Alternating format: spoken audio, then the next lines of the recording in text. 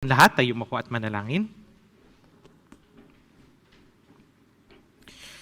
Makapangyarihan naming Amang Diyos na nasa langit, salamat po sa oras na ito na iyong ipinagkaloob sa amin upang kami po ay magkatipon, upang mapag-aralan, mapagbulayan ang iyong salita. Nagpagalak po kami, Panginoon, na kami po ay dinala mo sa lugar na ito upang aming malaman ang iyong kalooban. Nawa po, Panginoon, buksan mo po yung mga puso at isipan ng mga nakikinig ng iyong salita at gayon din po, nawa po ingatan mo yung mga papunta pa lamang sa lugar na ito upang sila po ay ligtas na makarating at maging handa sa pakikinig ng iyong salita. Nawa po samahan mo rin po yung magbabahagi ng iyong salita, nawa po tanging ang iyong kalooban lamang po ang kanyang maipahayag. Mula sa simula hanggang sa wakas, sa iyo lamang kami aasa at magtitiwala. Dalangin namin ang lahat ng ito sa pangalan ni Jesus. Amen. So, hayaan niyo po na simulan natin ang Bible Seminar na ito sa pamagitan po ng talatang ito. Nakikita po ba? Sige po. So, kung nakikita po, ito po ay mula sa unang Timoteo chapter 2, verse 3 hanggang 4. Basahin po natin ng sabay, 3-1. Ito'y mabuti at kaaya-aya sa paningin ng Diyos na ating tagapagligtas, na nagnanais na ang lahat ng tao ay maligtas at makarating sa pagkakilala ng katotohanan. So, muli po magandang araw po or magandang gabi sa inyong lahat. So, mula po sa talatang ito, nais ko pong buksan ang Bible Seminar na ito. Ito po ay sa loob ng 5 araw. Alam niyo po ba yung imbitasyon sa inyo ay 5 araw? Baka mamaya po ay ngayon lang kayo tumugon, ha? Sa loob po ito ng 5 gabi. So 5 gabi po tayo mag-aaral ng salita ng Diyos. At sa panimula po, ito po yung ating verse. So nakita po natin dito, merong salitang,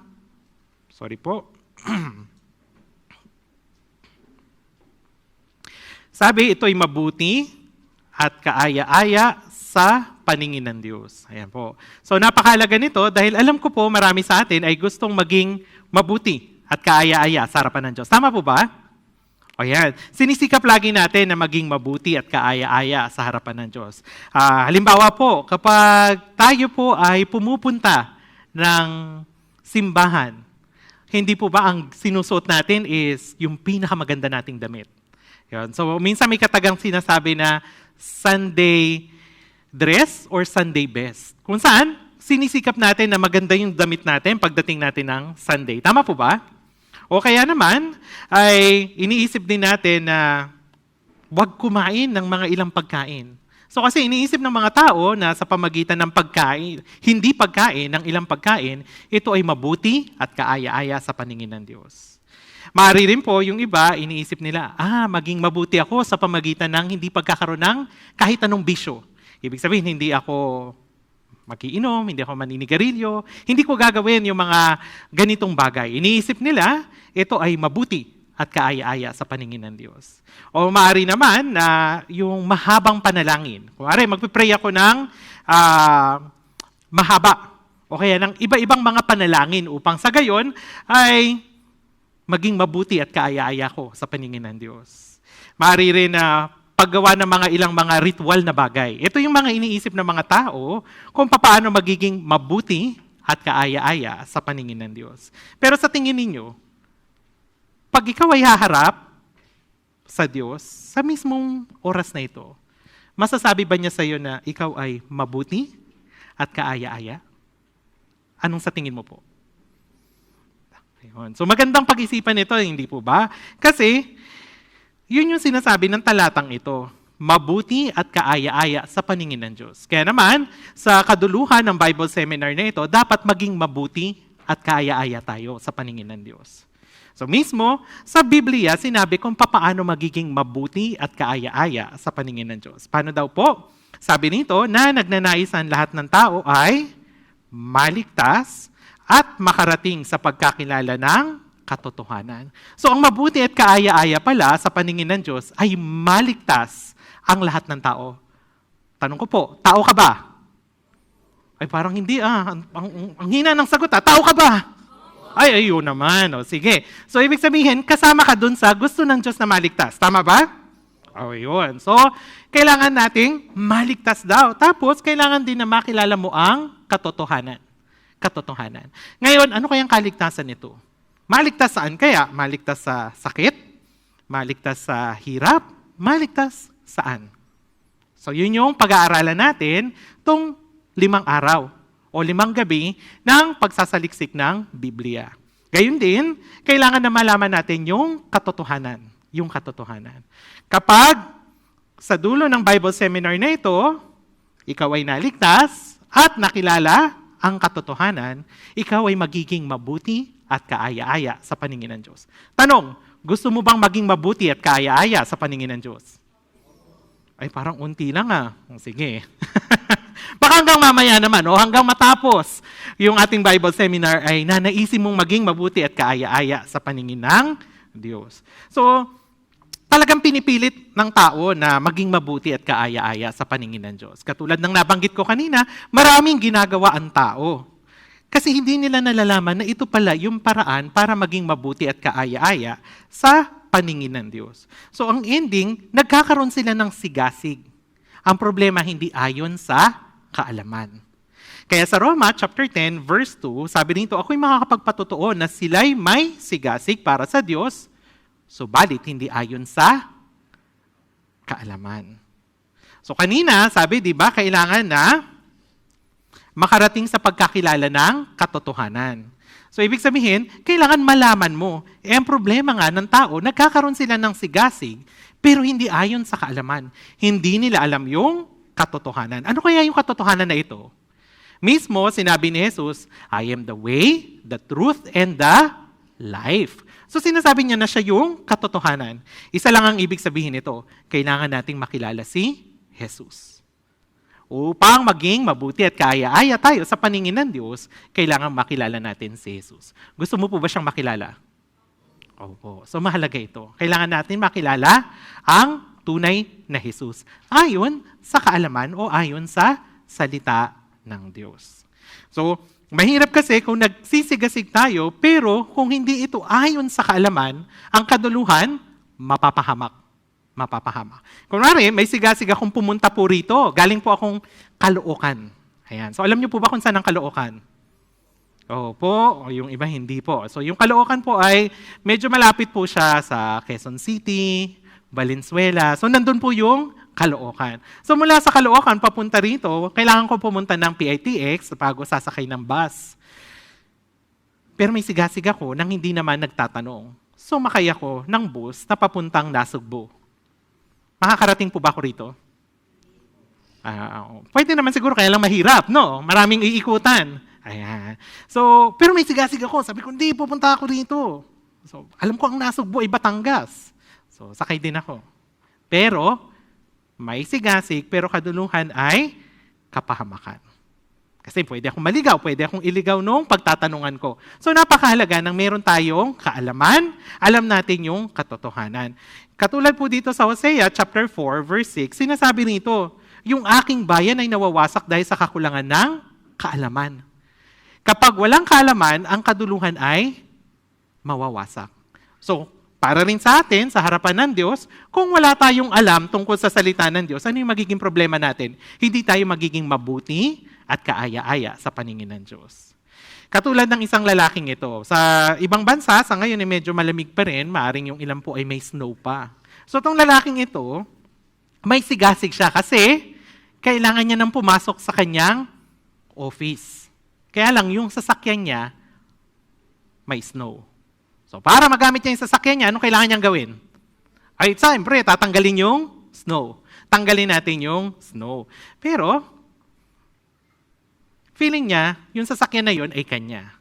At naniniwala siya na yun yung kanyang sasakyan. Tingnan natin kung yun nga talaga yung kanyang sasakyan. Panoorin po natin yung videong ito.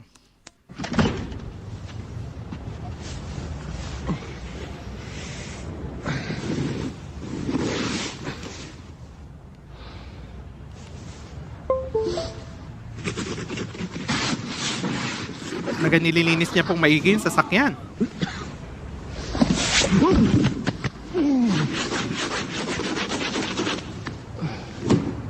Ayan, malinis na.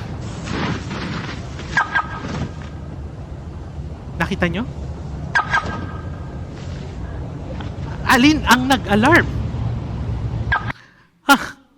Bad morning talaga. Ano? Yun. Yung kabilang sasakyan po yung nag-alarm. Pero may sigasig siya. Tama po ba? May sigasig siya na linisin yung sasakyan.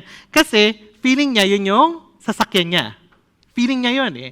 Tapos at the same time, naniniwala siya na yun yung kanyang sasakyan. Pero sa kaduluhan, ano yung katotohanan? Yung ba yung sasakyan niya? Hindi po. So, nagpagod. Pero ending, wala. So, maaaring ganun din tayo pagdating sa ating pamumuhay. Dito, nagpapagod tayo, pero sa kaduluhan, hindi pala tayo mabuti at kaaya-aya sa paningin ng Diyos. So, paano nga ba magiging mabuti at kaaya-aya sa paningin ng Diyos? Kailangan nating, maligtas at makarating sa pagkakilala ng katotohanan. So, simulan natin po ng maigi patungkol po rito. Dahil yung Daniel chapter 12, verse 2, sasabihin sa atin saan tayo kailangang magtuon ng pansin. Sabi nito, marami sa mga natutulog sa alabok ng lupa ay magigising. Ang iba'y tungo sa buhay na walang hanggan at ang iba'y tungo sa kahihiyan at walang hanggang paghamak.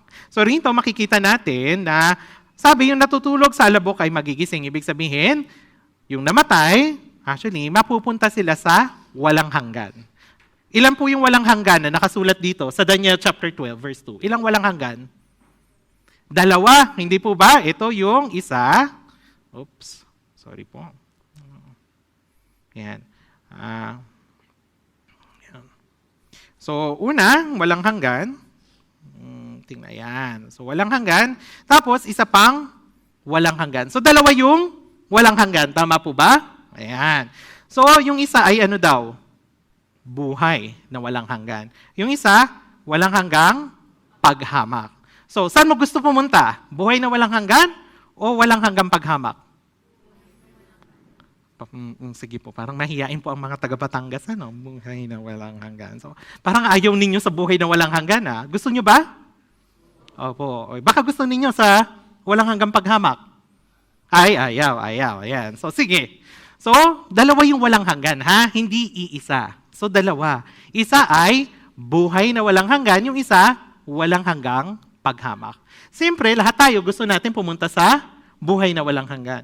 Pero ito yung critical. Sabi nito, ang iba. Ano pong ibig sabihin nito? Ibig sabihin, mismo sa kwartong ito, yung iba pupunta sa buhay na walang hanggan. Sa kwartong ito, yung iba pupunta sa walang hanggang paghamak. Yung walang hanggan po ba dito sa mundong ito? Hindi po. Hindi rito yung walang hanggan. Tama po ba? Yung walang hanggan ay after nating mabuhay sa mundong ito. Pero ang tanong, alam mo na ba kung saan ka pupunta? Buhay na walang hanggan o walang hanggang paghamak? Ito'y malaking tanong. Tama po ba? Ayun yung malaking tanong. Lahat tayo gusto sa buhay na walang hanggan, pero kung hindi natin tiyak paano pupunta doon, ito yung malaking problema. Pero ngayon, muli, ang tanong po, gusto mo po ba sa buhay na walang hanggan? Ay naku, mahina talaga ang sagot ng mga taga-Batangas. Sige po, isa pa ulit. Gusto niyo po ba sa buhay na walang hanggan? Ay, opo. So paano natin makakamtan ng buhay na walang hanggan? Tingnan din natin sa Biblia. Ano yung sinasabi ng Biblia para magkaroon po tayo ng buhay na walang hanggan? Sa Juan chapter 5 verse 39, basahin po natin ng sabay. 3, 2, 1.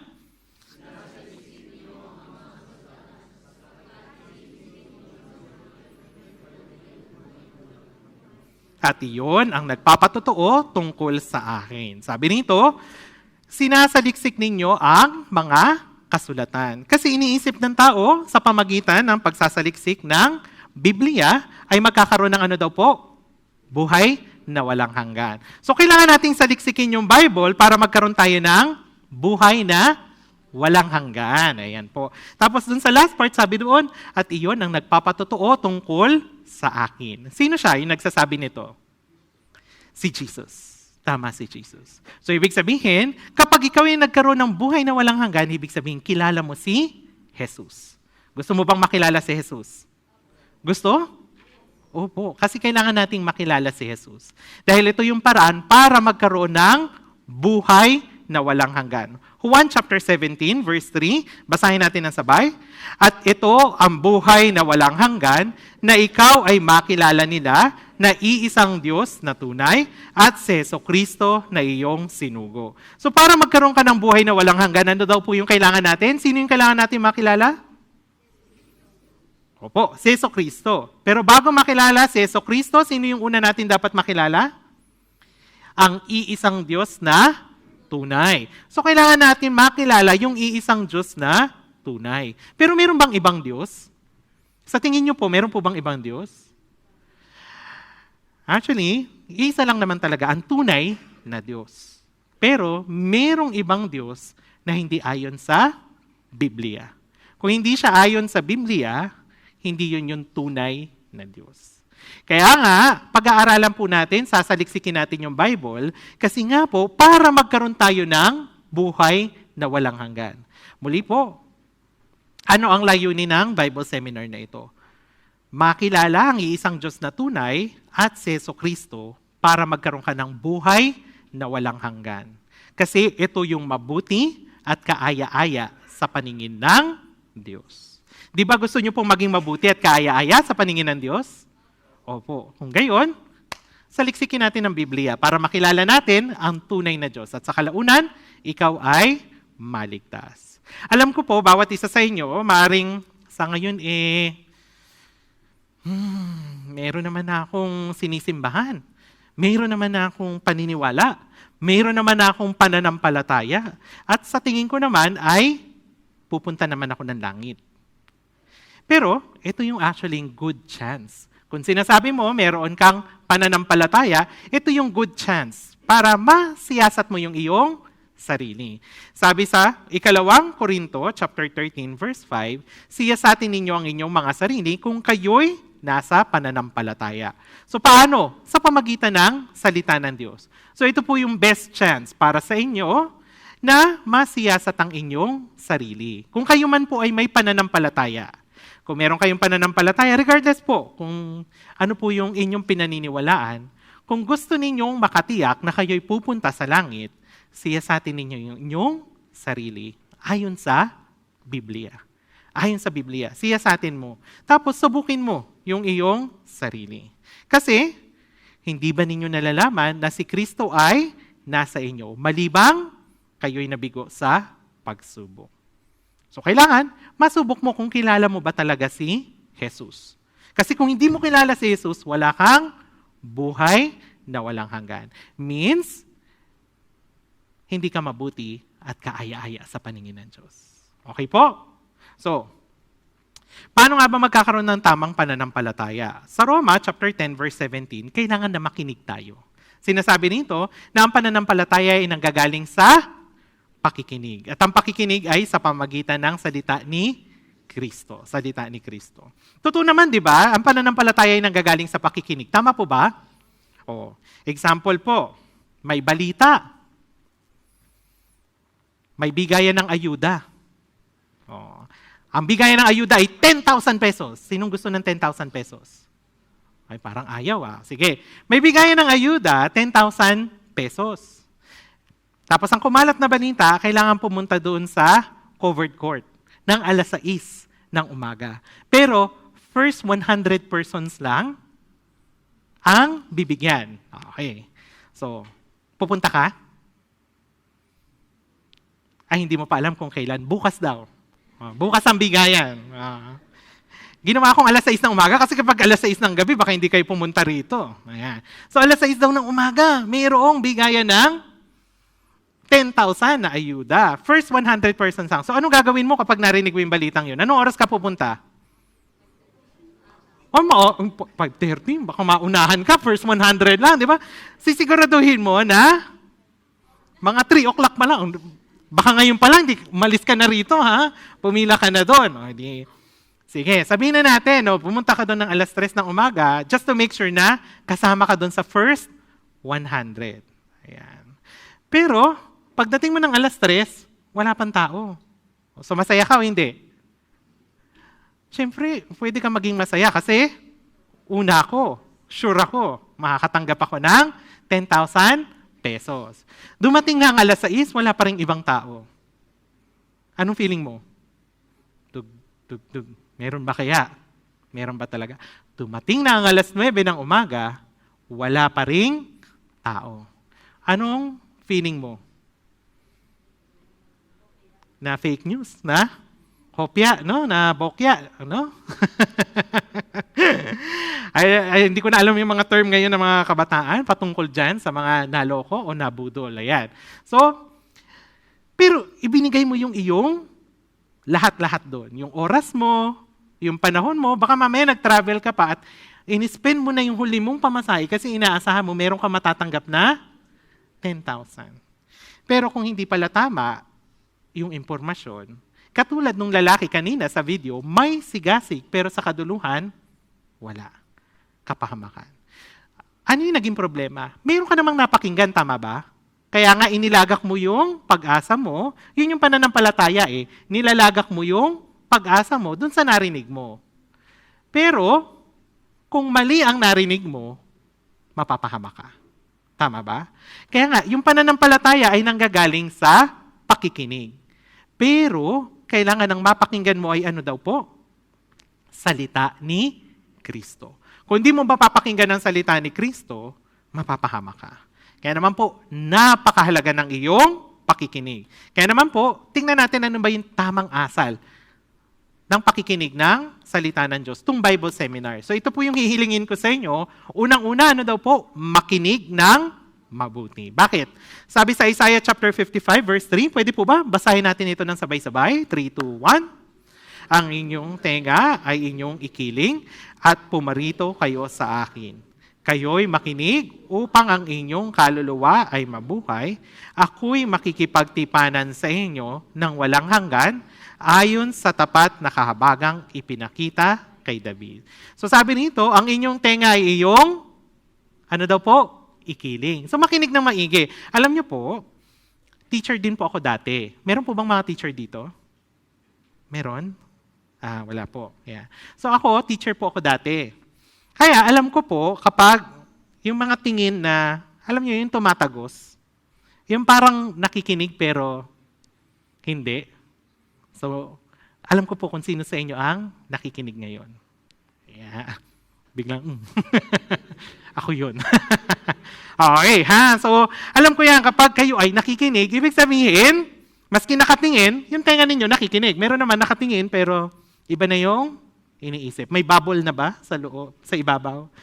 Puputukin ko yan mamaya. Sige.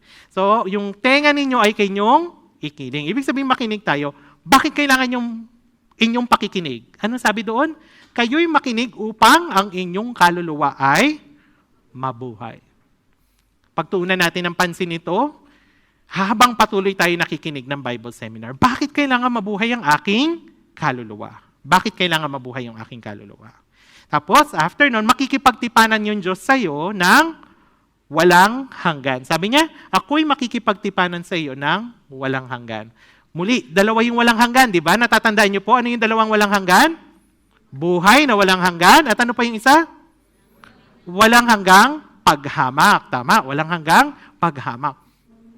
Ano kaya yung ibibigay na tipanan sa iyo ng Diyos? Buhay na walang hanggan? O walang hanggang paghamak? Anong sa tingin mo? Ay, kailangan makinig ka maigi para magkaroon ka ng buhay na walang hanggan. Next, habang nakikinig, huwag pagmatigasin ang iyong puso. Maring meron kang maririnig na medyo iba doon sa iyong nakasanayang napapakinggan o kaya sa iyong pinananampalatayanan. Kailangan mo makinig. Bakit? Sabi sa Hebreo chapter 3, verse 15, gaya ng sinasabi, ngayon, kung marinig ninyo ang kanyang tinig, huwag ninyong pagmatigasin ang inyong mga puso, na gaya ng paghihimagsi. So, maring meron kang ibang mga idea, pero pagtuunan natin ng pansin kung ano yung sinasabi ng Biblia. Kasi, para ikaw ay magkaroon ng buhay na walang hanggan, magkaroon ng tamang pananampalataya, kailangan mapakinggan mo yung salita ni Kristo. Hindi ko po salita ito, salita ni Kristo po yung ibinabahagi po sa inyo. Next po, ano yung ikatlo? Huwag ipilit ang sariling kaisipan. So katulad kanina, di ba? Gusto kong pumunta po rito pero pinipilit ko hindi para makapunta ako rito. Kailangan kong makasakay ng bus papuntang Nasugbu. O makakapunta ba ako rito? Hindi. Pero maaring ipilit ko yung sarili kong kaisipan. Kaduluhan, maliligaw ako. Ano ba sabi sa Kawikaan, chapter 3, verse 5? Basahin natin ng sabay.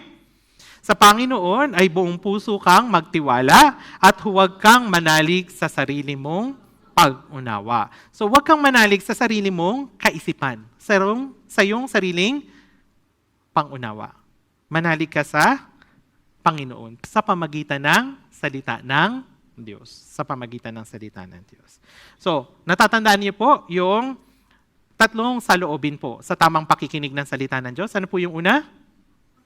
Makinig ng very good, nakikinig siyang mabuti, no? Ayan, so siya yung unang nakasagot. Ano yung ikalawa? Huwag pagmatigasin ang puso. At ang ikatlo ay huwag ipilit ang sariling kaisipan. So, handa na ba makinig ng salita ng Diyos? Opo, sige po. So, tanong ko po, habang nabubuhay ka, nagkaroon ka ba ng mga tanong ng katulad ng ano yung layunin ng aking buhay? Nagkaroon ka ba ng ganong question sa buhay mo? Ano yung purpose ng buhay ko? Bakit ako binuhay ng Diyos sa mundong ito? Bakit ako iniluwal ng aking nanay sa mundong ito? Nagkaroon ka ng ganong tanong? Hindi pa. Nagkaroon ako ng ganong tanong nung ako ay grade 5. Grade 5 pa lang ako, nagkaroon ako ng ganong question. Pero, dahil sa abala sa pag-aaral, kalauna, naging abala sa pagtatrabaho, nawala yung tanong na yun. Sa tingin mo, ano yung layunin ng iyong buhay? Medyo iba-iba yung age group natin dito. Merong medyo nasa kabataan, meron naman po ay nasa mga middle age, meron naman po ay medyo seniors na. Ayan. So, tanungin po natin yung nakapula po. Ay, dalawa silang nakapula. Itong medyo nasa harapan po. Ayan po. Yung nakapula po, ayan po. Sa tingin ninyo, ano po yung layunin ng inyong buhay? Naisip nyo po ba yung tanong na yon? Naisip nyo po kaya yung tanong na yon? Sige po, libre po ang sagot. Ayan. Naitanong nyo po ba kung ano yung layunin ng buhay nyo? Hindi pa. O, sige po. Paano dun sa naka-mustard? Ayan. Oo, mustard ang kulay na yan, di ba? Oo, ikaw nga. Ayan. So, naitanong mo na ba sa sarili mo ano yung layunin ng buhay mo? Oo. Alam mo na? Hindi pa. So, yeah. So, nag-aaral pa? Oo. So, sa tingin mo ba yung layunin ng buhay mo ay pag-aaral? Hindi pa rin alam, ano? So, si ma'am po ay may pamilya na po. May pamilya na. Sa tingin mo, ang layunin ng buhay mo ay para sa pamilya mo? Sa marami sa may mga pamilya na po, yun yung iniisip natin, di ba? Yung layunin natin kaya tayo nabubuhay o kaya nagtatrabaho ay para sa pamilya natin. Tama po ba? Para sa pamilya natin. E paano na yung medyo senior na? Sige, magtanong tayo ng medyo senior na. Wag, bata ka pa, hindi ka pa senior. Ayan. So tatanong tayo ng, ay yung banda po doon. So yung naka-pink po, ayan. So, ano po sa tingin ninyo layunin ng inyong buhay? Alam nyo na po ba? Ayan. So, di ba minsan iniisip natin yun, paano kapag nag-edad na ako? Napaaral ko na yung pamilya ko, tapos ng mga anak ko, mag-aral, may apo naman na rin ako. Ano pa kaya yung layunin ng aking buhay? Ito yung mga tanong na meron tayo, pero naiiwasan nating tanungin dahil sa pakiging abala natin sa buhay. At maaring marami ka pang tanong katulad nito. Ito yung mga katanungan sa buhay na maaring hindi mo pa rin nasasagot hanggang ngayon. Yung unang-una, ano yung layunin ng aking buhay? Next, meron ba talagang Diyos? Sa tingin mo, meron ba talagang Diyos? Ang Bible, totoo ba? Meron ba talagang Espiritu? Diyos ba talaga yung lumikha ng lahat? Sino ako sa harapan ng Diyos? At paano ako makakapasok sa langit? Yung pinakahuling tanong, nasagot mo na po ba? Sagutin natin sa pamagitan po ng Biblia. Isa-isa po nating sagutin yung mga tanong na ito patungkol sa iyong buhay. Patungkol sa buhay ng lahat ng tao. Unang-una po, ano nga ba ang buhay natin? Sabi, sa Awit chapter 90 verse 10, maiksi lang ang buhay natin. Bakit? Pwede po ba basahin natin ito ng sabay? 3, 2, 1. O ng aming buhay ay 70 taon o kung malakas kami ay 80 taon. Ngunit ang mga ito ay hirap at kaguluhan lamang. Ang mga ito ay madaling lumilipas at kami ay nawawala. Meron na po ba ditong 70 years old pataas? Meron po ba? Mga 70 years old pataas na. 70, ilan taon na po yung nakasalamin pong lalaki po? Opo. 74. 70 pa lang. 70. So, yung nasa likod po, 72. Very proud. So, ayon sa Biblia, ilang taon na lang meron kayo? Ayon sa Biblia, meron ka na lang 10 years. Tapos, si nanay doon ay meron na lamang 8 years. Paano ka? Ilang taon ka na? 21. O computein mo, ilang taon na lang ang ibubuhay mo? Medyo maghirap ako sa math eh. Ayan. So, 69. Ano po? Ayun, very good sa math. Thank you po. Ayan. So, sabi sa Biblia, yung buhay ng tao, mayroong expiration. 70, kung medyo malakas, 80. Pwede din ang umabot ng 100. Alam ko po, gusto nyo umabot ng 100. Bakit? Kasi mayroong 100,000 mula sa gobyerno. Ayan. So, gusto mo umabot ng 100. Sino pong gusto umabot ng 100? Ay ba, syempre, dahil sa 100,000. Pero, ano daw po ang description ng tao, ng buhay? Ngunit ang mga ito ay hirap at kaguluhan lamang. Kahit umabot ka ng 100 years old, pero hirap at kaguluhan lamang yung raranasin mo dito. Pero isa yung tiyak, maigsi lang ang buhay natin.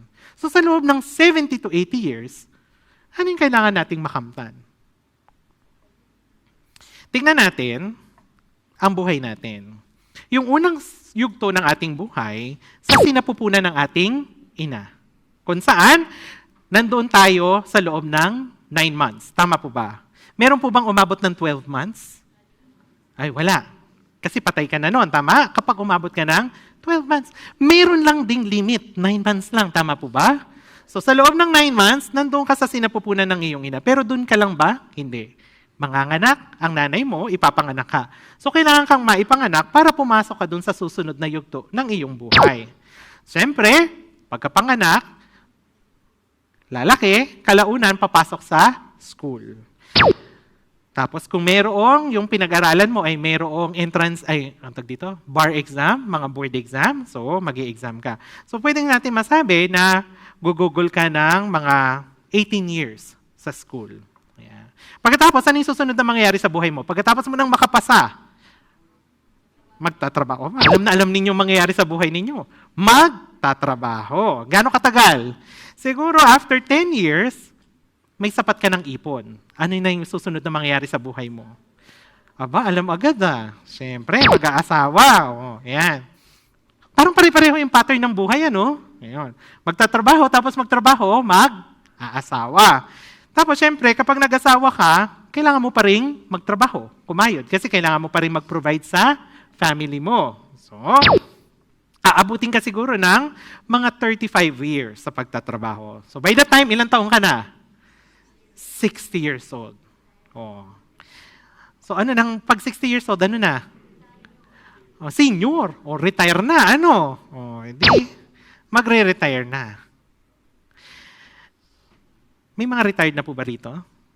Ayan, may retired na. Ano na ang purpose ng buhay? Kanina kasi nag-aaral. Tapos pagkatapos kung mag-aaral, makakuha ng magandang trabaho. Pagkatapos ng magandang trabaho, makakuha ng magandang babae na mapangasawahan. Pagkatapos noon, di ba, magkaroon ng magandang karir. Pero retired, ano na yung purpose ng buhay mo? Para rito na lang ba?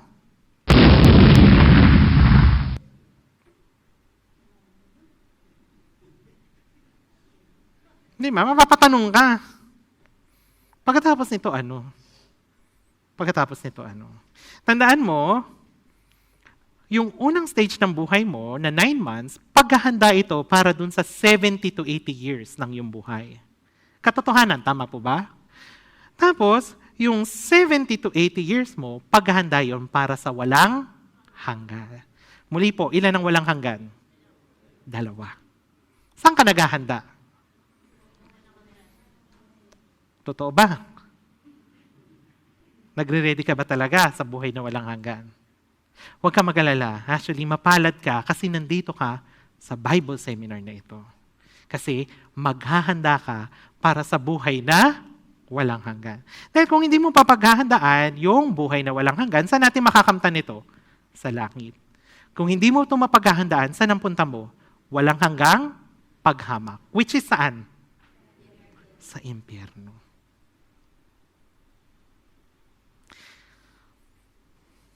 Pero ngayon, para saan ka ba nabubuhay? Para lang ba dito? Para sa Judith? Judith sa Meralco? Judith para sa tubig? Judith para sa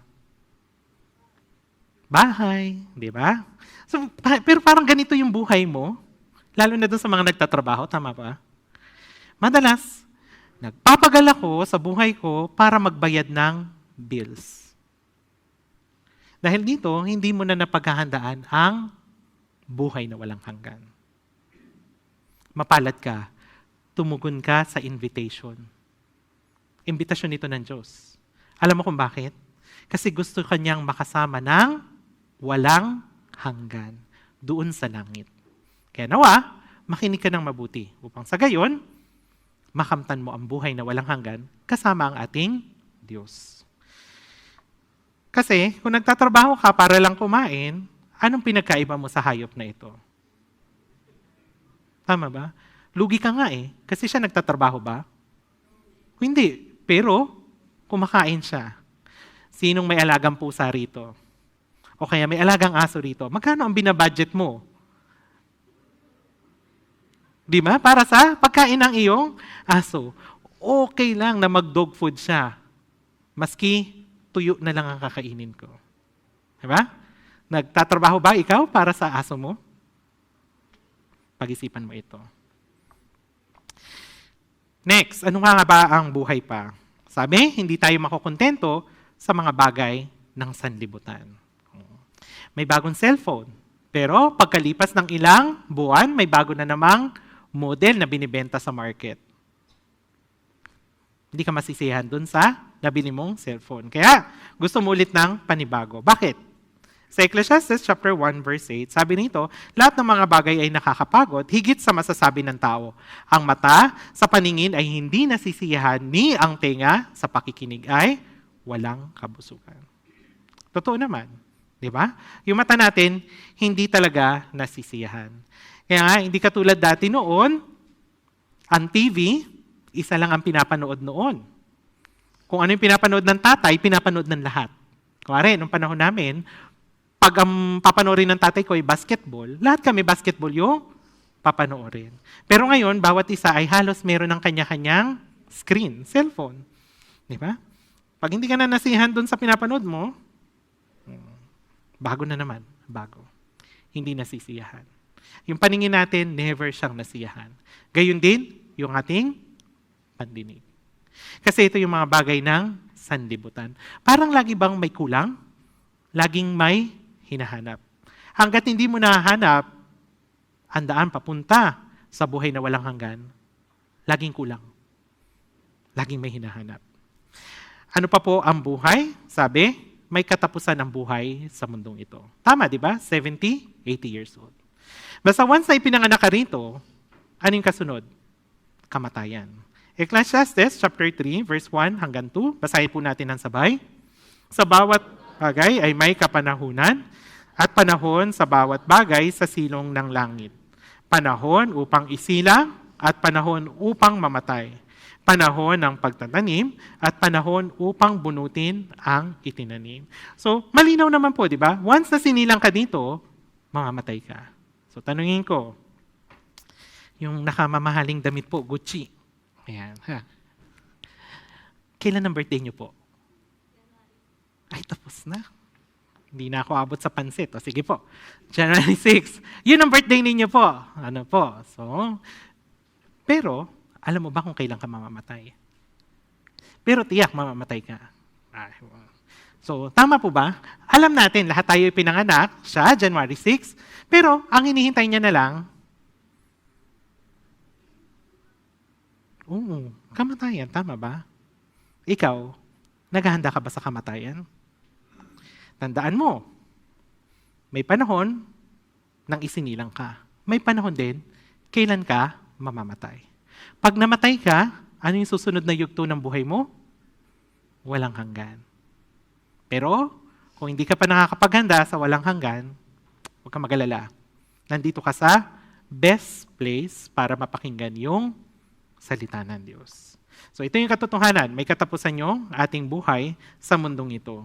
At sinasabi rin po sa Ecclesiastes chapter 3, verse 2, lahat ay tumutungo sa isang dako, lahat ay buhat sa alabok, at ang lahat ay muling babalik sa alabok.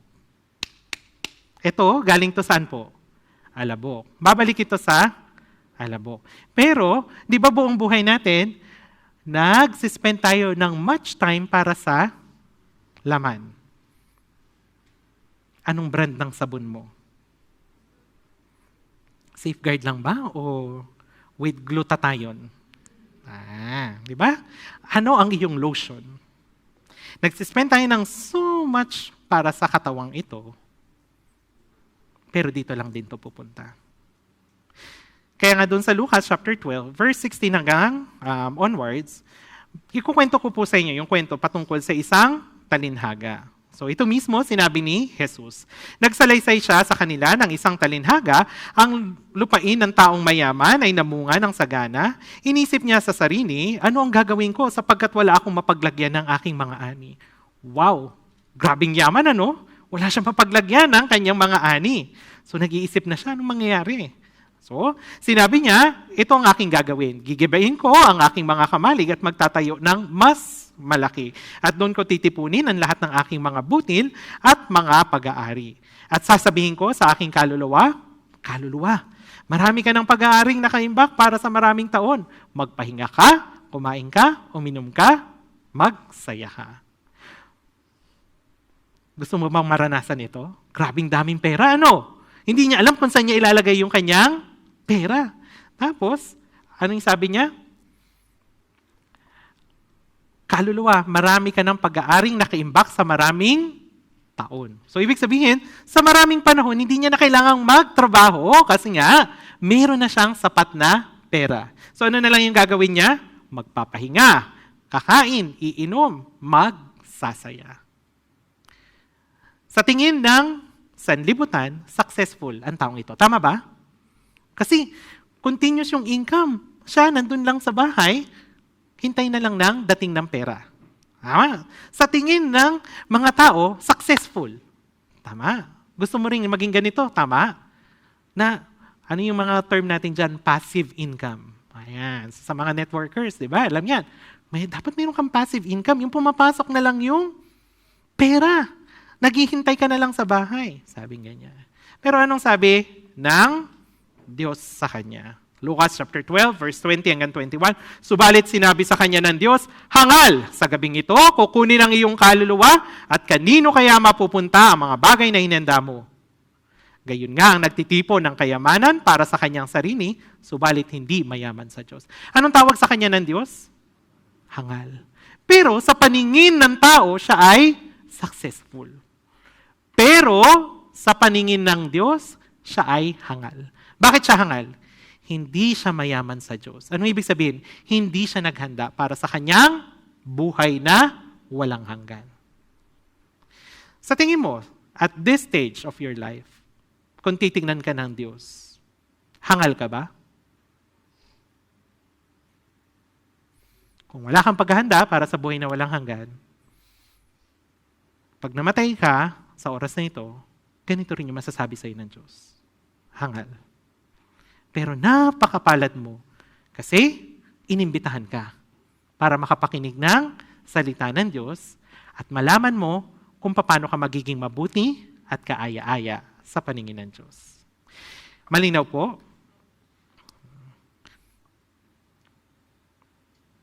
So kung gayon, ano yung layunin ng buhay? Mismo si Haring Solomon ay siya yung pinakamayaman, pinaka-successful, marami siyang mga pag-aari, marami siyang sapat na katalinuhan. Pero siya din mismo, iniisip niya ano ba yung layunin ng buhay. Kaya merong Ecclesiastes para ipaalam sa atin kung ano ba yung layunin ng buhay. Ano nga ba daw yung layunin ng buhay? Sa kaduluhan ng Ecclesiastes sa chapter 12 verse 13, naisulat doon kung ano yung tungkulin ng isang tao. Basahin natin ng sabay, 3, 2, 1. Ito ang wakas ng bagay, lahat ay narinig. Matakot ka sa Diyos at sundin mo ang kanyang mga utos, sapagkat ito ang buong katungkulan ng tao. Ano daw po yung buong katungkulan mo? Matakot sa Diyos. Kailangan mo matakot sa Diyos. Ibig sabihin, kailangan makilala mo ang Diyos. Kailangan mo makilala ang Diyos. At ano pa daw po? Sundin ang kanyang mga utos. Ano kayang utos ito? Actually, si Jesus, alam niya kung anong utos ng Ama. Kaya siya bumaba dito sa lupa para ipaalam sa iyo kung ano yung inuutos ng Ama. Ano yun? Juan chapter 12, verse 50. Basahin natin ng sabay. Nalalaman ko na ang kanyang utos ay buhay na walang hanggan.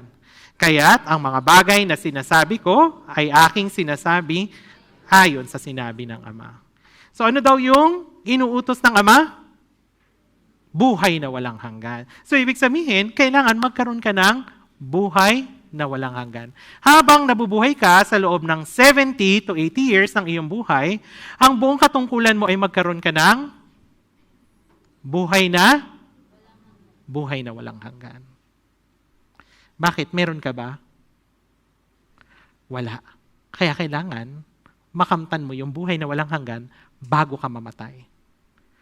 Seryosong usapin po ito. Kasi usapin ito ng walang hanggan. Pag sinabing walang hanggan, dun ka na forever. So kung nabubuhay ka rito sa loob ng 70 to 80 years at hindi mo nakamtan ang buhay na walang hanggan, saan ang punta mo?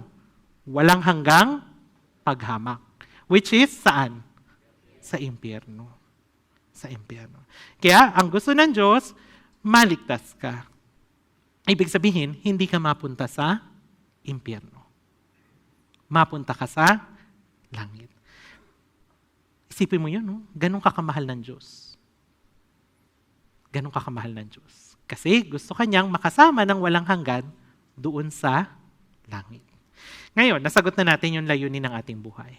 Regardless kung ikaw ay isang estudyante, kung ikaw ay nagtatrabaho, kung ikaw ay senior, ang layunin ng buhay mo ay magkaroon ng buhay na walang hanggan.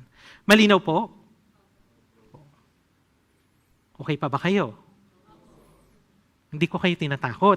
Ito kasi yung layunin ng ating Bible Seminar. Magkaroon ka ng buhay na walang hanggan. Ibig sabihin, makilala mo yung iisang Diyos na tunay at si Hesukristo na kanyang sinugo.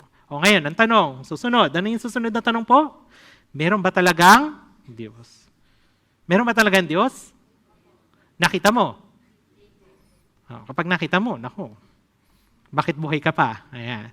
So, ang Diyos, hindi mo siya makikita. Bakit? Ang Diyos ay Espiritu. Oo, sabi sa Juan chapter 4 verse 24, ang Diyos ay Espiritu. At ang sumasamba sa Kanya ay kailangan sumamba sa Espiritu at katotohanan. Nandun na naman yung word na katotohanan, di ba? Anong ibig sabihin ng katotohanan? Jesus. Kailangan sumamba ka ayon kay Jesus. Okay po? So, mahalaga po na makilala natin yung Diyos, siya ay Espiritu. Pero marami nagsasabi, di ba? Teka, to see is to believe. Yan ang sabi, to see is to believe. Kailangan makita ko siya para maniwala ako. Kaya nga maraming mga atheists na sinasabi, hindi ko nga nakikita ang Diyos, kaya hindi ako naniniwalang may Diyos. Pero, anong tawag sa kanila? Hangal. Sabi sa Awit, chapter 53, verse 1, walang Diyos. Sinasabi ng pusong hangal. Sinasabi ng pusong hangal. Kaya, panandalian, sige po. Panoorin po natin yung video ito.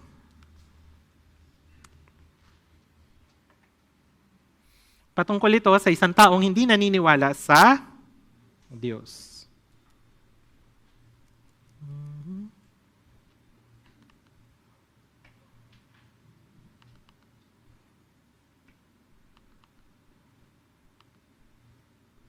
Buenos días, ¿verdad? Por acá. ¿Cómo estás? Bien, bien. ¿El golpecito de siempre? Sí, desde siempre. Muy bien. Uno así como el tuyo. Excelente. La familia, el Todo trabajo. el mundo bien, gracias a Dios. Muy bien. Muy bien. Sácame aquí un poquito.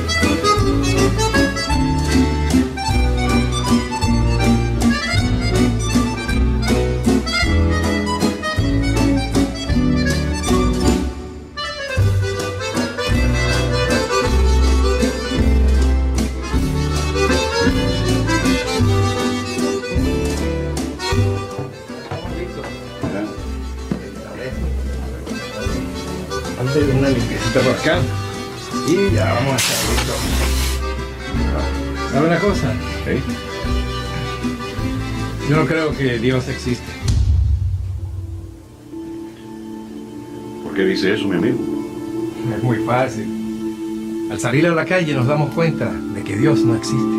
Y si no, dígame, si Dios existe, ¿por qué hay tantas personas enfermas? ¿Por qué hay niños abandonados? No, mi amigo, si Dios existiera, no habría sufrimiento, no habría tanto dolor para la humanidad. No puedo entender por qué, si existe un Dios, permite que puedan pasar todas estas cosas.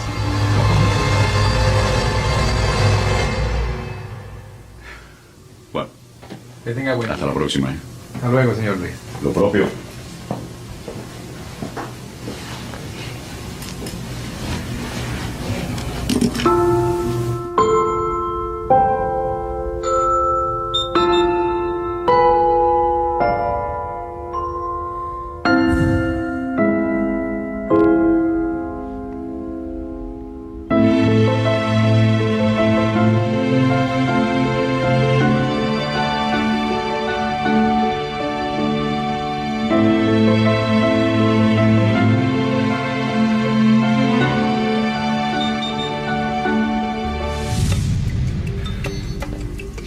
¿Sabe una cosa?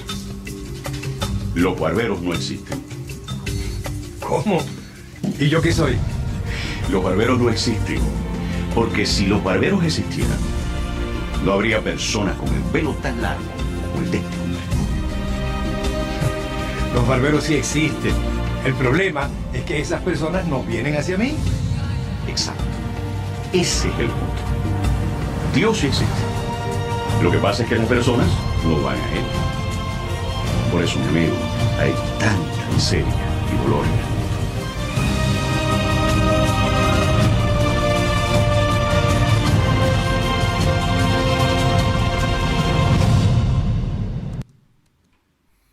Anong sabi po? Ayan. So, marami. Sinasabi walang Diyos kasi hindi sila lumalapit sa Diyos. Tama. So, ganun din.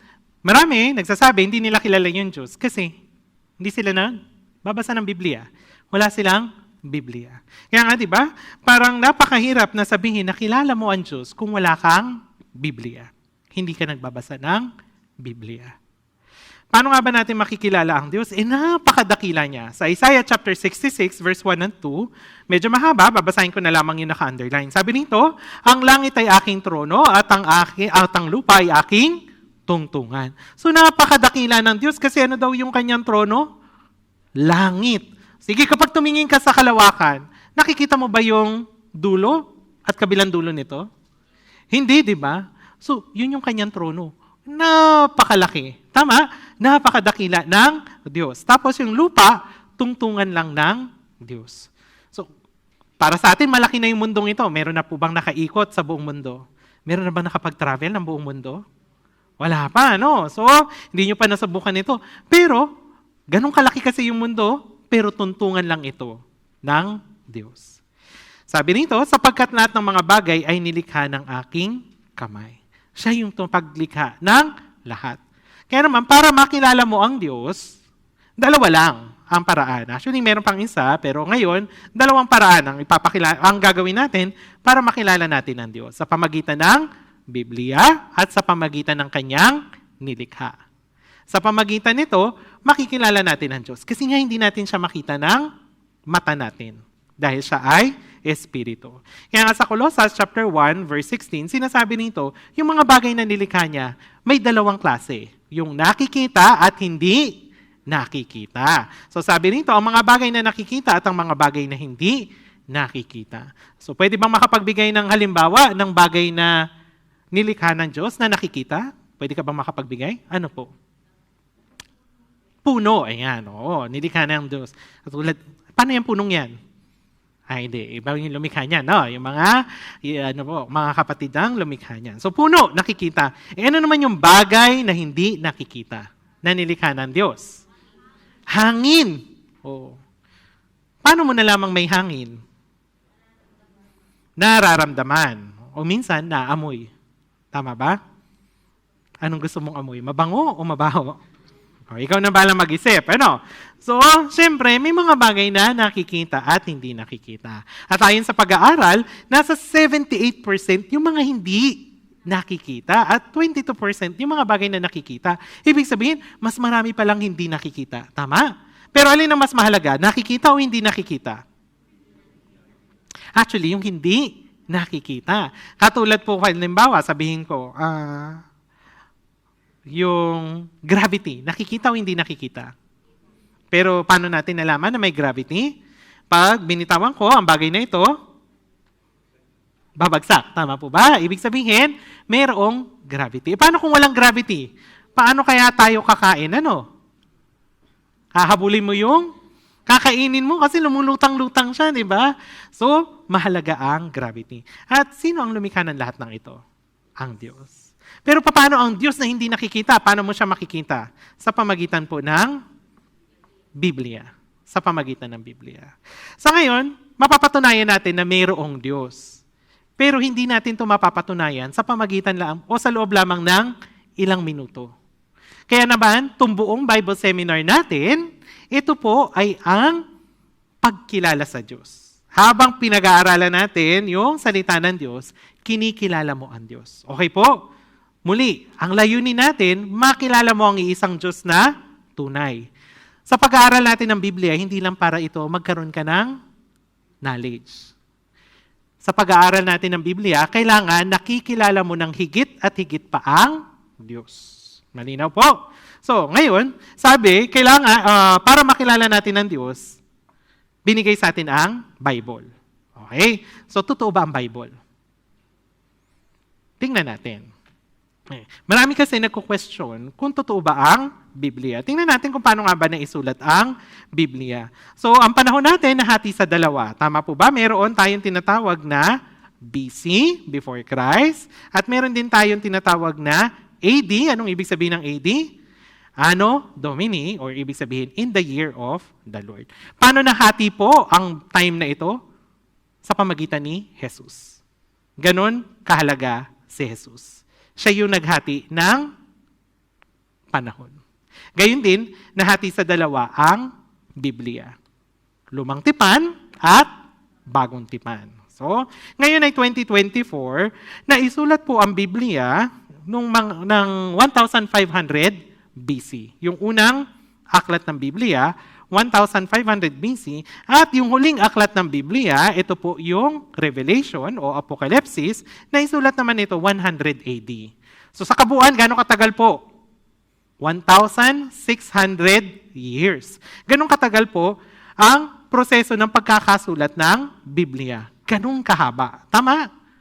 1,500 plus 100 AD, 1,600 years. So imaginein mo yun. Ang haba ng panahon na yun, so ibig sabihin, hindi lang isa yung nagsulat. Tama po ba? Iba-ibang ang nagsulat. At kung bibilangin natin, mula tong 2024 at babalikan natin yung unang taon ng pagkakasulat ng Biblia, nasa 3,500 years na ito. Old Testament, meron tayong 39 na books, 27 sa Bagong Tipan. All in all, meron tayong 66 na aklat. Iba-iba po yung nagsulat nito, iba-iba po yung occupation nila. Yung iba po, pastol, yung iba ay hari, meron naman din pong doktor. Tapos, naisulat din ito sa iba't ibang mga lugar. Sa Jerusalem, Samaria, Asia, at sino nagsulat? Sino mismo ang may akda? Ang Diyos. Kasi ito yung nakakamangha. Totoo po, tao ang nagsulat. Tao ang nagsulat ng Bible. Unang 5 aklat ng Biblia, ang nagsulat nito ay sino po? Si Moises. Tapos, yung mga propeta, nagsulat din sila. Tama po ba? Kaya nga meron tayong Isaiah, Jeremias, Ezekiel. So sila yung mga nagsulat. Tao ang nagsulat. Pero, ang nakakamangha, sa tagal ng hinaba o sa haba-haba ng pagsusulat ng Bible, at iba-iba yung nagsulat, bakit iisa yung mensahe? Kasi ang mismong may akda, ang Diyos. Yung mga nagsulat na ito, sila yung sinabihan ng Diyos. Isulat mo ito. Kaya nga, 3,800 times sinabi, God said. Sinabi ng Diyos sa taong ito, kaya siya yung nagsulat. Siya yung nagsulat. Malinaw po? Kasi kung iba-iba yung writer na iba-iba rin yung napapakinggan nila, magkakaiba po yung mensahe ng Biblia. Pero yung bawat aklat, nagpapatungo sa kaligtasan. Mula Genesis, ito yung panimula ng kasaysayan ng tao. Revelation, ito naman po yung katapusan ng kasaysayan ng tao. Kung alam ng Diyos yung panimula at katapusan ng kasaysayan ng tao, alam din ng Diyos yung simula at katapusan mo. Tama? Kaya nga, gusto niyang ikaw ay maligtas. Kasi gusto kanya na magkaroon ng buhay na walang hanggan. Ang mga nagsulat na ito, sila po yung mga kinasihan ng Diyos. Sila yung mga kinasihan ng Diyos. Kaya kung titingnan natin, sa illustration na ito, sa Jeremias chapter 30, verse 1 hanggang 2, makikita natin, di ba? Nandun yung Diyos, sinabihan si Jeremias, tapos sinulat niya. Anong sabi po rito? Jeremias chapter 30, verse 1 hanggang 2. Basahin natin ang sabay. 3, 2, 1.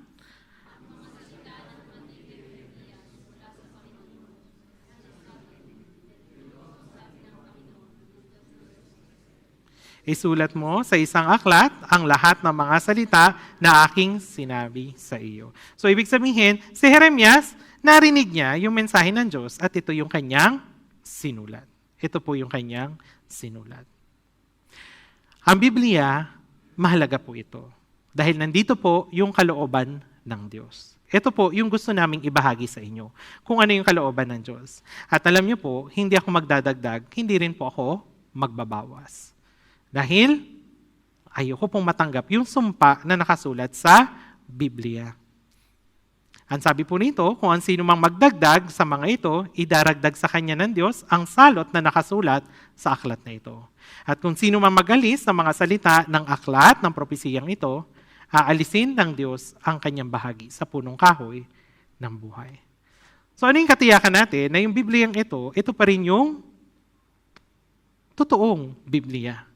Kasi alam natin na naisalin na siya sa iba't ibang mga lengguwahe. So paano natin mapapatunayan? Actually, noong 1947, natagpuan po yung lumang kopya ng Biblia. Kung saan merong isang pastol na Bedouin, nawala yung kanyang tupa.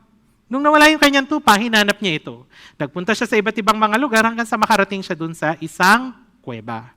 Para malaman niya kung nandun yung kanyang tupa, naghagi siya ng isang bato. Kapag nabagsak na ganun yung bato, siyempre, magugulat yung tupa at pwede itong umiyak. Pwede itong mag-create ng sound. Pero, nung nabato niya yung bato, mayroong tila ibang natamaan.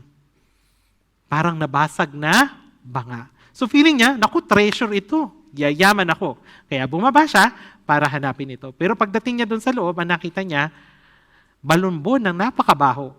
Pero ano nga ba ito? Panoorin po natin ang video ito.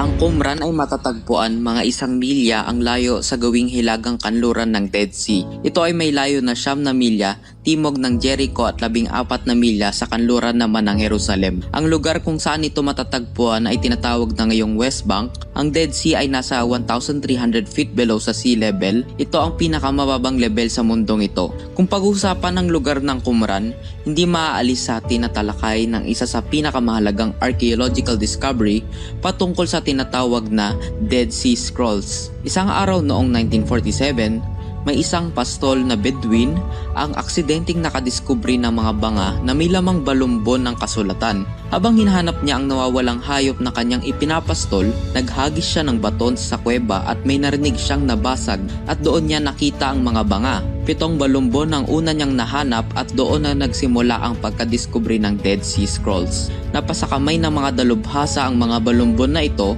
at doon nalaman ang kahalagahan ng discovering ito. Inisip nila na may iba pang mga balumbon sa lugar na iyon, kaya mula 1947 hanggang 1956, isinagawa ng mga dalubhasa ang masusing paghahanap na iba pang scroll sa lugar na iyon. Nahanap nila ang mahigit 900 na scrolls mula sa 11 kuweba.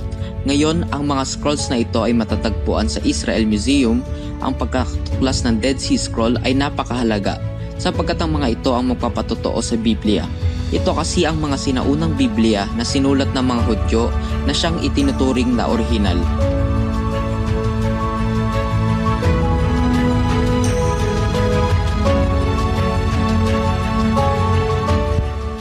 Ang pagkakadiscover ng Dead Sea Scroll ang siyang tumapos sa lahat ng duda tungkol sa Biblia.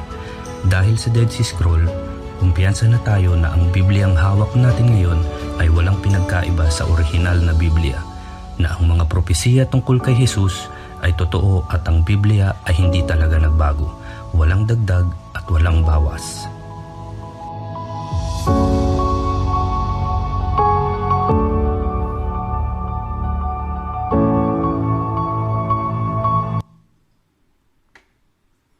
So, totoo po ba ang Biblia?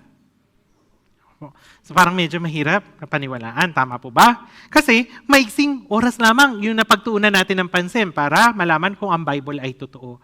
Kaya naman, habang patuloy tayong nagkakaroon ng Bible seminar, malalaman mo na ang Bible ay totoo sa pamagitan ng iba't ibang mga pagpapatotoo tungkol sa nakasulat dito. Okay? So sa ngayon, ang Biblia, masasabi natin na ito ay totoo, alamin natin kung ito nga ba ay salita ng Diyos habang patuloy na nakikinig ng salita ng Diyos. Ngayon, susunod na tanong, meron ba talagang espiritu? Ang Diyos ba talaga ang lumikha ng lahat ng narito? Alamin natin po ito. So sa pasimula ng Bible, sa Genesis chapter 1 verse 1, ito yung panimulang verse. Ano pong sabi?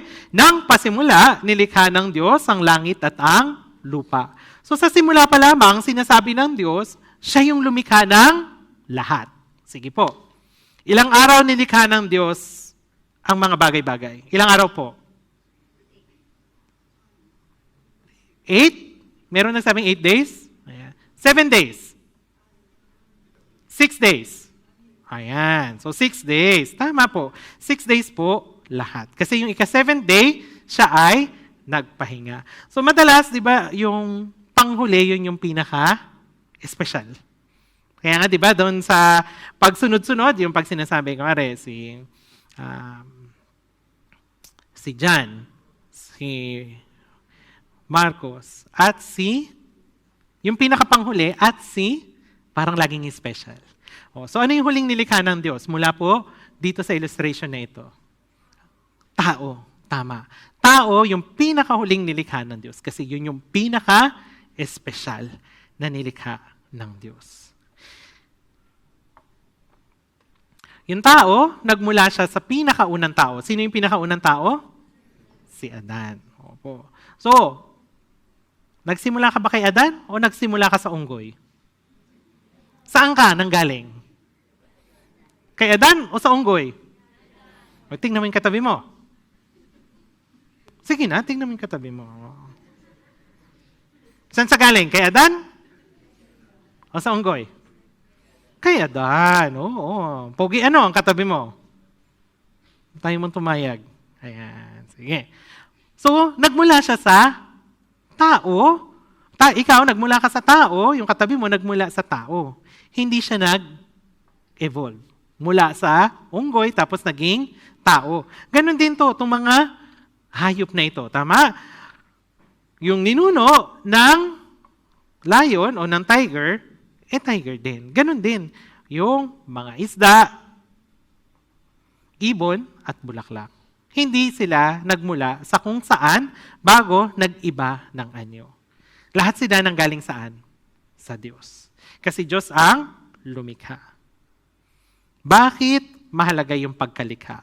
Kasi maaari ka magkaroon ng excuse. Hindi ko kilala yung Diyos kasi hindi ako nagkaroon ng Bible. Hindi ko nabasa ang Bible. Sa pamagitan po ng nilikha, pwede mo ring makilala ang Diyos. Roma chapter 1 verse 20, basahin natin ng sabay, 3-1.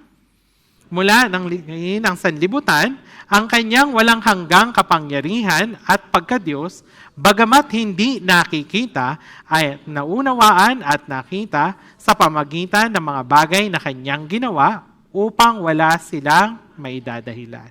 So alam natin, lahat ng bagay nilikha ng Diyos. Kaya naman, kapag nakita natin yung mga creation ng Diyos, makikilala natin kung sino ang tunay na Diyos. At wala kang may dadahilan na hindi ko hinanap ang Diyos. Kasi sa bawat paglingon mo, nandyan yung creation ng Diyos. Hindi mo pwedeng sabihin na hindi ko nakilala ang Diyos. Nariyan lahat ang creation ng Diyos. Nandyan lahat po ang creation ng Diyos. Katulad nito, sinong lumikha niyan? Ang Diyos. Anong pangalan ng bulaklak na ito? Alam niyo po? Cosmos. Cosmos po ang pangalan ng bulaklak na yan. Alam niyo kung bakit? Kasi kung i-zoom natin, ano yung nakikita ninyo sa gitna? Mga stars. Ayan. So kasi makikita daw sa cosmos ang stars. Kaya yan yung pangalan ng bulaklak na yan. Oh, paano naman ito? Ano ba yan? Monkey o bulaklak? Ay, bulaklak yan. So hindi siya dating monkey na naging bulaklak. Talagang bulaklak po yan. Kaya lang, dahil sa nakakita ka na ng unggoy, kaya naisip mo, mukhang unggoy. Pero, bulaklak talaga yan. O, sige. Ano itong bulaklak na ito? Orchids. Pero nakita mo po ba yung tigre sa orchids na ito? Maaring yung isang variety ng orchids. Nakita mo na yung tiger? Ayan, nakita na yung tiger. Ayan. Ito yung mga nakakamanghang gawa ng Diyos. Ito, maganda po ba ito? Gusto ng mga babae, ano? Nakatanggap po ba kayo ng bulaklak? Yung ilan, opo. Ayan. So, ayan. Pero, gugustuhin mo ba itong bulaklak na ito pag nalanta na siya? Ang tawag dyan ay, ayan, snapdragon. Kapag natuyo yung bulaklak, nagiging ganito itsura. Mukhang bungo. Ayan. So, pwedeng magalit ka dun sa nagbigay ng bulaklak na yun, ano? Kapag natuyo na yung bulaklak. So, paano naman itong bulaklak na ito? Maganda ba? Ayan. So, maganda. Diphelia greyi ang pangalan ng bulaklak na ito. Napakaganda. Pero pag umulan, nagiging iba itsura niya. Nagiging siyang parang skeleton. Kumbaga, nagiging transparent. Halos kita mo na yung mga detalye nung bulaklak na ito. Gawa ng Diyos. Paano naman itong bulaklak na ito? Alam niyo po ba ang bulaklak na ito? Ang tawag dito ay Venus flytrap. Yung Venus flytrap na ito, isa siyang uri ng halaman na kumakain ng insekto. Panoorin natin. 실까요? 흔드는 순간 포춘기가 닫혀버립니다. 사냥은 1초 안에 끝납니다.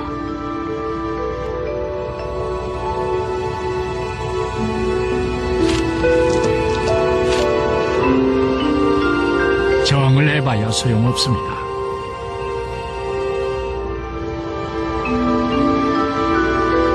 Uhulihin niya yung insekto. 맹수의 입처럼 먹잇감을 포획한 파리지옥은 저항하는 벌레를 절대 놔주지 않습니다.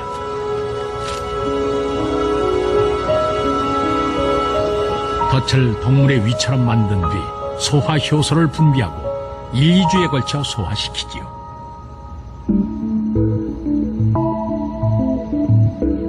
덫을 덫이 잘못 닫히는 걸 막기 위한 방책도 있습니다. Meron siya mga 감각모가 matulis na 0.5초에서 bahagi 30초 ng kanyang 간격으로 두 번 bulaklak. 자극해야 덫이 닫힙니다.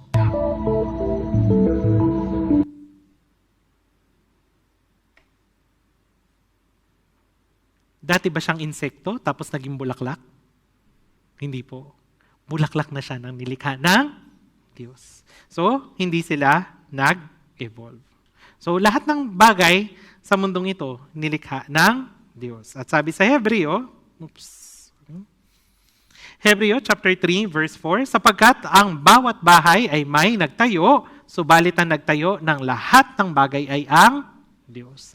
Dahil siya yung nagtayo, alam niya yung lahat. Tama ba?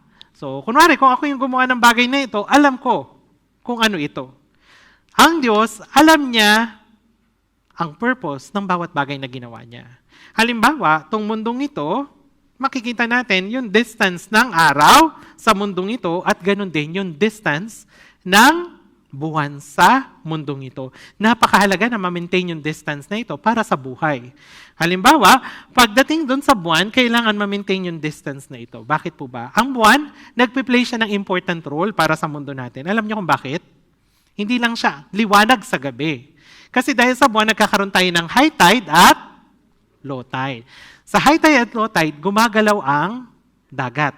Dahil nito, hindi nagiging stagnant ang tubig sa dagat. Hindi na mamaho. Kailangan natin ang buwan. Ang araw din, mahalaga po. Kaya nga, meron tayong tinatawag na green zone o kaya yung life zone. Kailangan yung mundo natin manatili dito sa tinakdang sukat o yung layo mula dun sa araw. Bakit? Kapag lumapit po tayo sa araw, anong mangyayari sa atin? Ay, masusunog tayo. Toasted, ano? Ayan. Pag napalayo naman ang mundo natin sa araw, anong mangyayari sa atin? Ay, magigelo tayo. Maninigas naman tayo. Kaya, kailangan mapanatili ito. Kaya nga ito yung natanong ni Job eh. Sa Job chapter 38, verse 5, basahin natin ang sabay. Sinong nagpapasya, magsukat niyon, tiyak na alam mo. O sinong nag-uunat ng panukat sa ibabaw nito. So, sinong nagtakda ng mga sukat? Sino po ba? Ang Diyos. Ang Diyos ang nagtakda ng lahat ng sukat kasi siya yung lumikha ng lahat. Bakit alam to ni Job? Kasi kinasihan ng Diyos si Job para isulat ito. Kaya nga, mapapatunayan natin na ang Biblia ay totoo sa pamagitan ng nilikha. Sa pamagitan ni Job. Okay? Halimbawa po, yung mundo, kapag titingnan siya sa outer space, lumulutang. Tama po ba? Alam na natin ito. Alam na natin ito. Pero, 3,500 years ago, ito yung naisulat ni Job. Job 26 verse 7, sabi niya, inunat niya ang hilaga sa ibabaw ng walang laman at ibinitin ang daigdig sa kawalan. So, ibig sabihin, kung ito yung mundo, yan. Siyempre sa atin, iniisip natin may tali. Para lumutang or para maghang siya. Tama po ba? Pero, anong sabi ni Job? Ibinitin ang daigdig sa kawalan. Alam na natin ito. Common knowledge na po sa atin ngayon. Pero actually po, noon, hindi nila alam to. Kaya yung mga sinaunang tao, ito yung iniisip nila. Ang itsura ng mundo daw ay ano? Flat lang. Kaya naman, kapag naglayag daw sa medyo malayo-layo, anong mangyayari doon sa bangka? Malalaglag. Uy, wag kang lalayo ha, baka mahulog ka. Yan ang sabi.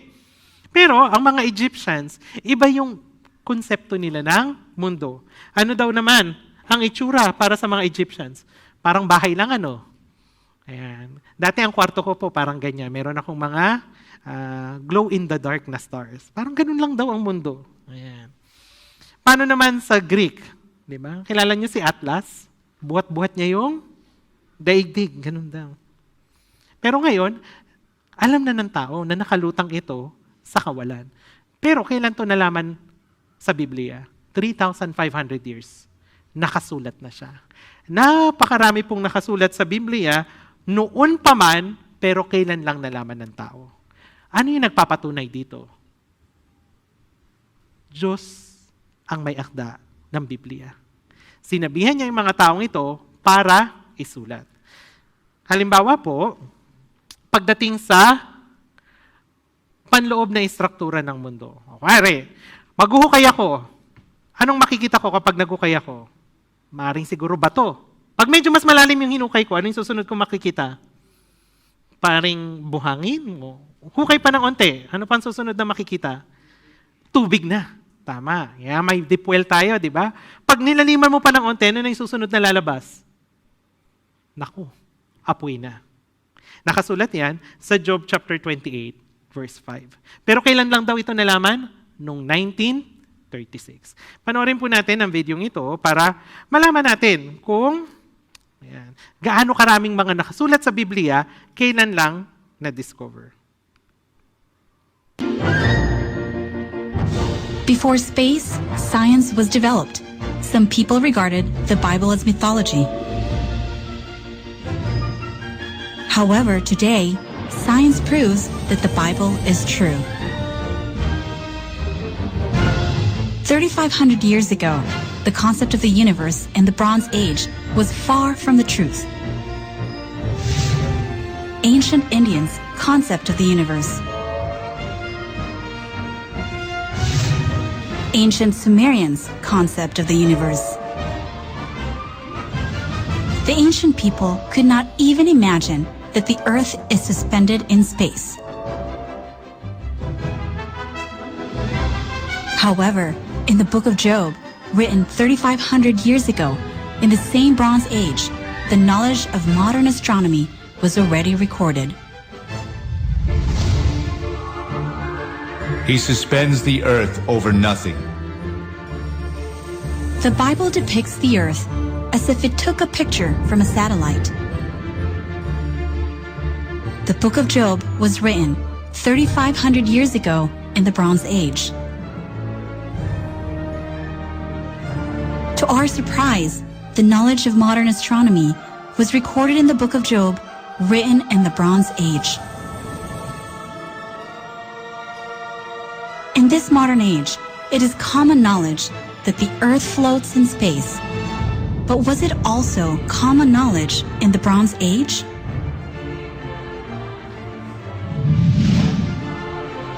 Until 1687, when Isaac Newton discovered the law of universal gravitation and proved that the earth floats in space.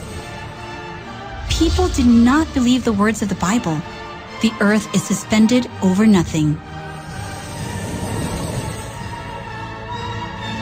However, as science develops, it proves that the records of the Bible are true. The Bible also recorded the revolution of the sun 3,000 years ago.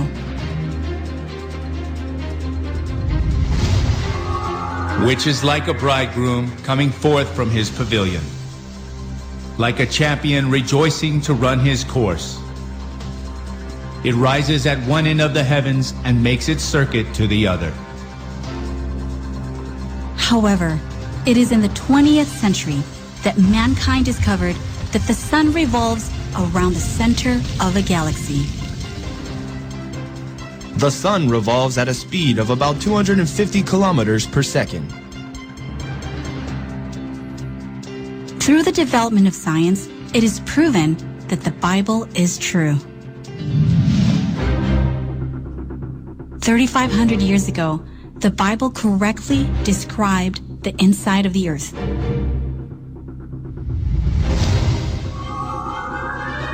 The earth, from which food comes, is transformed below as by fire.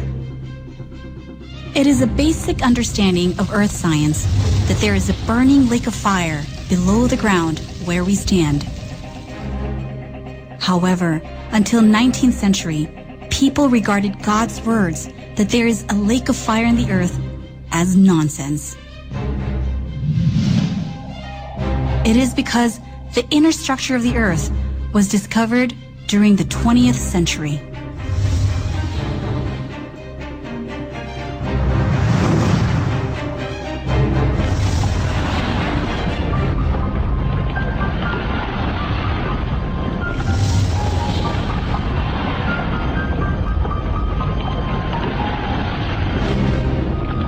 Thus, modern science proves that the Bible is true. 3,500 years ago, no one knew about the cycle of water. However, in the Bible written 3,500 years ago, the water cycle was recorded. He draws up the drops of water, which distill as rain to the streams. The clouds pour down their moisture, and abundant showers fall on mankind. There are 3 stages of the water cycle: evaporation, condensation, and precipitation. Millions of tons of water is evaporated by solar energy from the surfaces of the oceans and rivers. When these vapors are condensed, they become clouds, and when the vapors and clouds collide with each other and become drops of water, it rains. The cycle of water was not known until 16th and 17th centuries, when Pierre Perrault and Edmund Marriott discovered it through experiments. It is also proven through science that the Bible is true.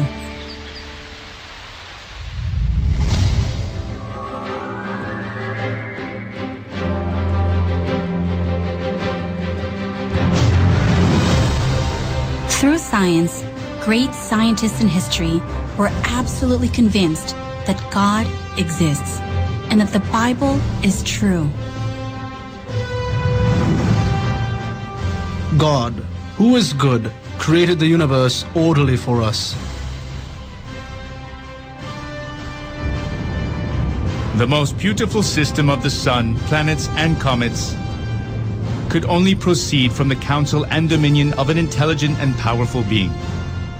And on account of his dominion, he is wont to be called Lord God. Scientific discoveries reveal a universe that fits religious views. Thus, the Bible is true in the aspect of science and even surpasses modern science. Almighty has sufficiently demonstrated his greatness in both the scriptures and science. The problem is not a deficiency on God's part, but rather a dimness on ours. We must believe the Bible because it is the only book that can lead us to salvation.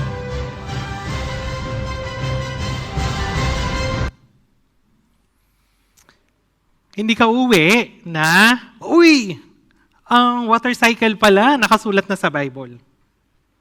Hindi yun yung purpose natin. Purpose natin kung bakit ipinakita ang videong ito para malaman mo na ang Biblia ay totoo. Paano natin napatunayan na ang Biblia ay totoo? Naisulat na bago pa man din nalaman ng tao. Bakit alam na sa Bible? Kasi ang may akda ng Bible ay ang Diyos. Sinabi ng Diyos, kaya na isulat nila. So kung gayon, pwede mo bang paniwalaan ang Biblia? Opo, salita ba ng Diyos ang Bible? Ang Diyos ba talaga ang lumikha ng bagay-bagay? Malinaw. Tama po ba? So sa pamagitan nito, naunawaan natin na ang Diyos ang tagapaglikha. Kaya nga, kung titignan natin yung hayop, sabi sa Job chapter 12, Job chapter 12, verse 7 hanggang 8, ngunit ngayon tanungin mo ang mga hayop at tuturuan kanila, ang mga ibon sa himpapawid at kanilang sasabihin sa iyo, o ang mga halaman sa lupa at tuturuan kanila, at ang mga isda sa dagat ay magpapahayag sa iyo. Anong ibig sabihin nito? Kapag tinignan mo yung ibon, tinignan mo yung isda, tignan mo yung mga hayop, makikilala mo na mayroon talagang Diyos. At dahil sa mga hayop na ito, nagbibigay din siya ng knowledge sa mga tao. Halimbawa, itong woodpecker na ito, ang woodpecker, kapag tinuka niya po, ang kahoy, mayroong force yun. At hindi niya siya matutuka ng isang beses lamang at makukuha niya na yung pagkain sa loob ng kahoy. Kailangan ilang beses niyang tutukain. Subukan mo. Mga 5 beses. Sige, try natin. 1, 2, 3, 4, 5. Siguro hilo ka na. 5 pa lang yun, di ba? Pero ang woodpecker, napakaraming beses niyang tutukain niyon para lang makuha yung hayop. Pero bakit hindi siya nahihilo? Kasi napaka-espesyal ng structure ng kanyang ulo, yung skull niya, at sa likod nun ay parang may foam, kaya yung brain niya hindi naalog ng mabuti. Dahil dito, nang tinitingnan ng mga tao, pwede ko bang lang gawin yung helmet ng ganitong klase. Kaya pansinin niyo, yung mga helmet, medyo maumbok sa likod, tama ba? Para kapag kayo ay nagmumotor, hindi rin masyadong maalog. Doon nakuha po yung kaisipan sa mga headgear sa woodpecker, sa hayop po. No? Yeah. So kung gayon, dahil sa ang Diyos ang tagapaglikha ng lahat, ang una niyang nilikha, siyempre, yung lupa, tapos nilagay niya yung halaman. Yung halaman actually, una niya nilikha para sa mga hayop. Pero yung halaman at hayop, nilikha niya para may makain ang tao. Kasi ang pinaka-espesyal ay ang tao. Pero ang tao, para kay nino? Para sa Diyos. Nilikha ng Diyos ang tao para sa Kanya. Para makasama niya ng walang hanggan sa langit. Kaya Kanya nilikha. Kaya ano yung purpose ng iyong buhay? Buhay na walang hanggan. Kasi gusto Kanyang makasama ng walang hanggan sa langit. At alam niya kung paano ka nabuo at nilikha. Actually, siya yung humubog sa loob ng sinapupunan ng iyong bahay. Sabi rito, sa sinapupunan ng iyong ina. Awit 139, verse 13 hanggang 14. Basahin natin ng sabay. 3, 2, 1. At sa bahay bata ng aking ina, ako'y iyong hinabi. Ako'y magpapasalamat sa iyo sapagkat ang pagkakagawa sa akin ay kakilakilabot at kamangha-mangha. Ang iyong mga gawa ay kahanga-hanga at iyon ay nalalamang mabuti ng aking kaluluwa. So hindi si nanay ang gumawa sa iyo, ang Diyos. Tama po ba? Sino daw yung naghubog? Sino daw yung naghabi sa iyo? Ang Diyos. Ang Diyos yung gumawa sa iyo.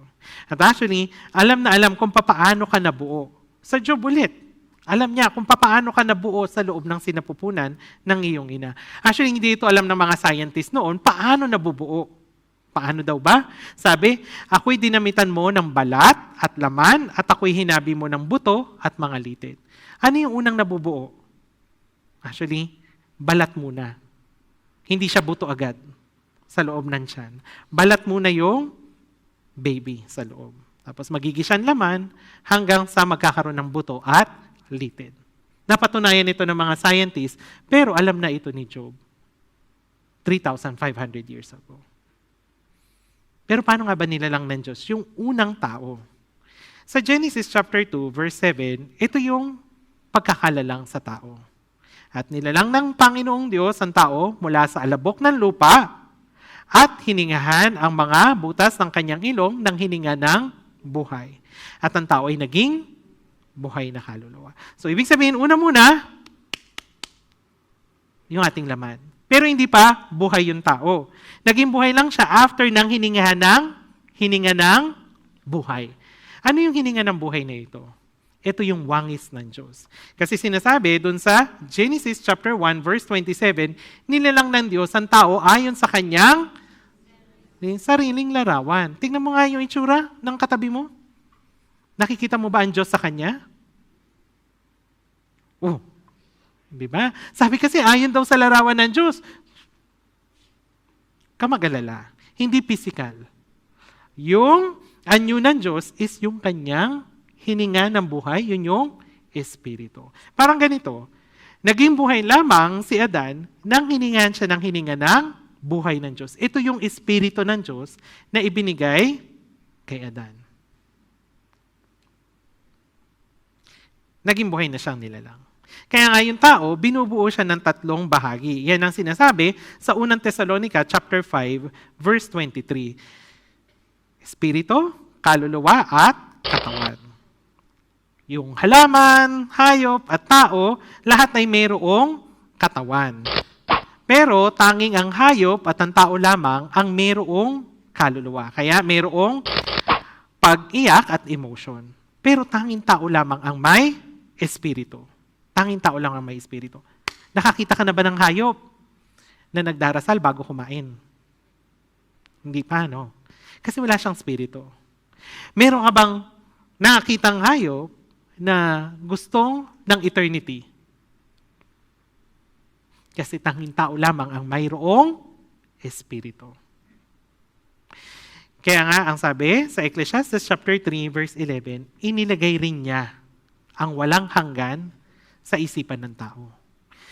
Bakit tao yung naghahanap ng walang hanggan? Kasi tao lang ang mayroong espiritu. Tao lang ang may espiritu. Kaya nga hindi tayo nabubuhay dito lamang sa mundong ito.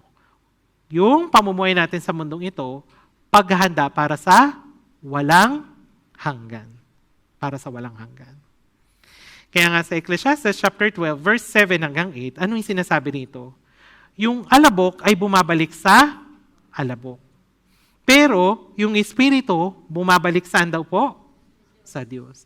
Kasi yung laman natin, saan to nanggaling?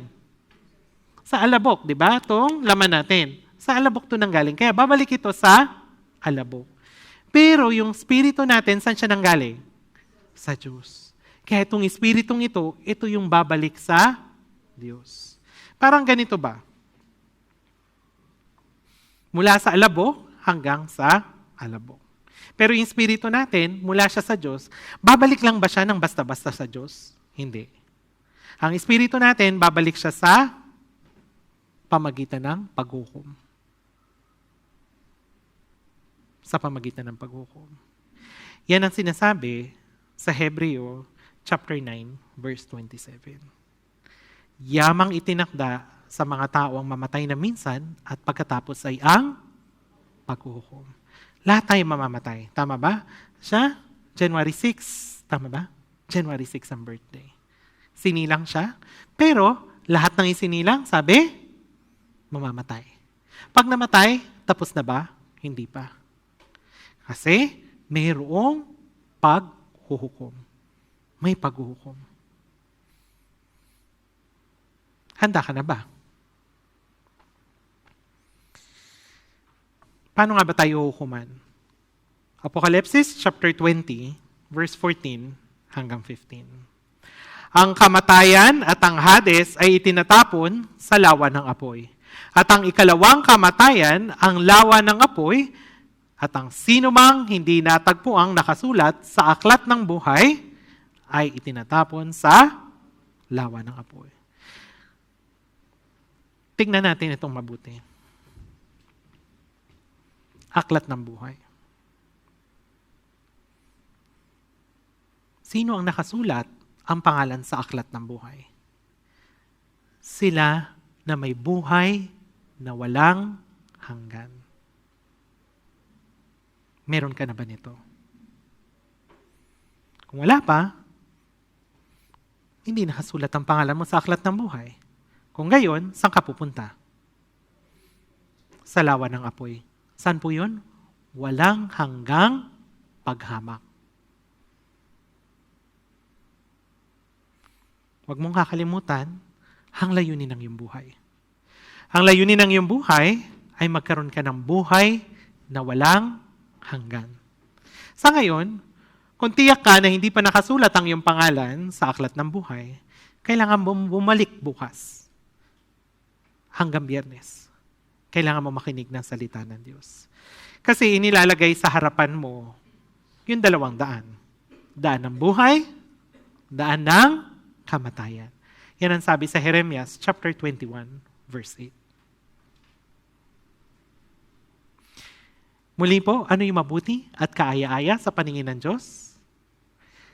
Na ang lahat ng tao ay maligtas at makarating sa pagkakilala ng katotohanan. Maligtas saan? Maligtas sa walang hanggang paghamak. Kung hindi mo alam ang daan patungo sa buhay na walang hanggan, kailangan mong maligtas. Bumalik ka bukas. Babalik ka po ba bukas? Kailangan mong bumalik. Ngayon, tayo pong lahat ay yumuko at manalangin. Ama namin Diyos na nasa langit, salamat po sa oras na ito na iyong ipinagkaloob sa amin upang kami po ay makapakinig ng iyong salita. Nagagalak po kami na ipinalam mo po sa amin yung layunin ng aming buhay.